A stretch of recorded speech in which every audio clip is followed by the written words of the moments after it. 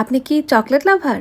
তাহলে কিন্তু সাবধান, কারণ এই ভিডিওটি দেখার পর আপনি কিন্তু নিজেকে সামলাতে পারবেন না ভাই, তখন যেন আবার আমার দোষ দিয়েন না। সো আগে থেকেই সাবধান, কারণ কেকটির উপরে ডেকোরেশন থেকে শুরু করে কেকের ভেতরে প্রত্যেকটা লেয়ার একদম চকলেটে ভরপুর, যেটার ভিডিও দেখলে আপনি আপনার নিজেকে সামলাতে পারবেন না। সো আপনি যদি অতিরিক্ত চকলেট লাভার হয়ে থাকেন তাহলে ভিডিওটি স্কিপ করবেন, তা না হলে কিন্তু নিজেকে সামলাতে পারবেন না।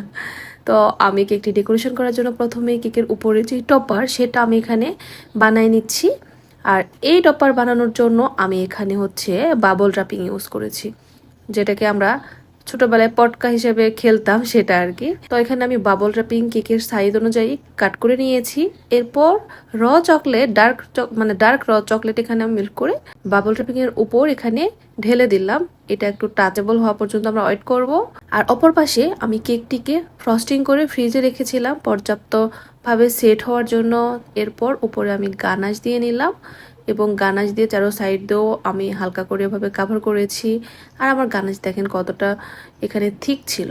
মাঝে মধ্যে দেখি যে মানুষজন এত পাতলা করে গানাশ ইউজ করেন, মানে ঠিক একবারে পানির মতো পাতলা।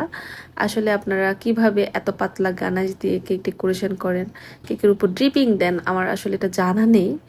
তো যাই হোক, আমি এখানে গানাশ ড্রিপিং গানাশ দিয়ে কাভার করার পর এর উপরে আবার আমি হচ্ছে র চকলেট গ্রেট করে দিচ্ছি। আর এটা আমি যেটা করি গানাশ দেওয়ার পরে দেওয়া ট্রাই করি, এতে করে যেটা হয় গানাশের সাথে খুব সুন্দর করে গ্রেট করা চকলেটগুলো সেট হয়ে যায়। পরে দিতে গেলে আমার জন্য একটু প্যারাদায়ক লাগে আর কি। আর কেকটির উপরে যেমন চকলেটে একবারে থিক চকলেট গানাশ দিয়ে কাভার করলাম, উপরে হচ্ছে চকলেট গ্রেট করে দিলাম, কেকের ভেতরের লেয়ারগুলোতেও কিন্তু সেম পর্যাপ্ত পরিমাণে এভাবে চকলেট গানাশ এবং চকলেট ইউজ করা হয়েছে, মানে একদম চকলেটে ভরপুর কেক। তো এদিকে আমার হচ্ছে সাইডের যেই টপার সেটাও আমার এখানে টাচেবল হয়ে গেছে। এটা টাচেবল হওয়ার পরেই কিন্তু সেট করতে হবে। আর যেহেতু অতিরিক্ত গরম, সো আমি এটা তাড়াতাড়ি সেট হওয়ার জন্য মানে টাচেবল হওয়ার জন্য আমি এসি অন করে রাখছিলাম, যার কারণে এটা আমার খুব দ্রুতই টাচেবল হয়ে গেছিল। তারপর যেটা করলাম দেখেন, আমি কেকের বডির সাথে এভাবে খুবই আলতো করে বাবল র্যাপিংটা উঠিয়ে এভাবে হচ্ছে সেট করে নিলাম। এটা এখন আমি কিছুক্ষণ ফ্রিজে রেখেছিলাম প্রায় 10 মিনিটের জন্য। 10 মিনিটে আমার হচ্ছে চকলেটটা একেবারে সেট হয়ে গেছে কেকের বডির সাথে। এরপর আমার বাবল র্যাপিংটা রিমুভ করার পালা। এই তো আমি এখানে রিমুভ করে নিচ্ছিলাম।